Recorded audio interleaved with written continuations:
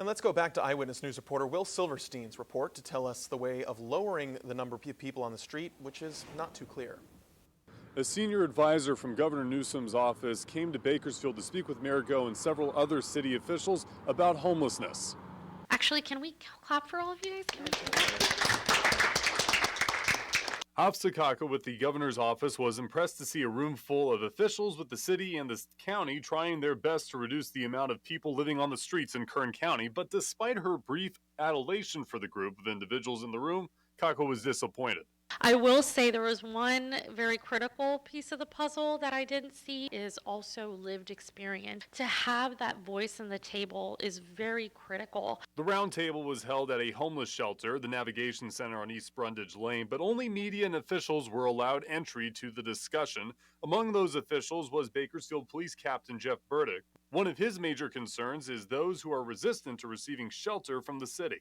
When Brundage Lane first came online, we filled the beds quickly with those who wanted to be here, people who wanted to make a change. And now that we've gotten those folks into services, the percentages now are very, very, very high on the resistance. Burdick says some who are resistant are also those who are arrested over and over again for crimes such as vandalism in the downtown area. We'll arrest the same person for a crime, a legitimate crime, not homelessness, but a crime, several times in a matter of months.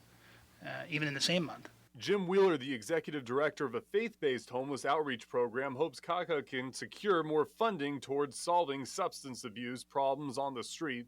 Wheeler receiving an uninspiring answer from Kaka.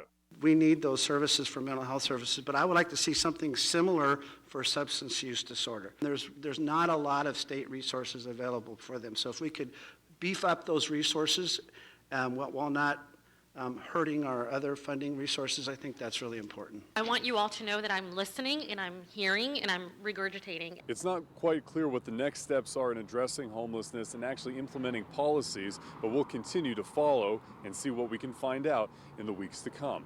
Reporting in Bakersfield, Will Silverstein, Eyewitness News.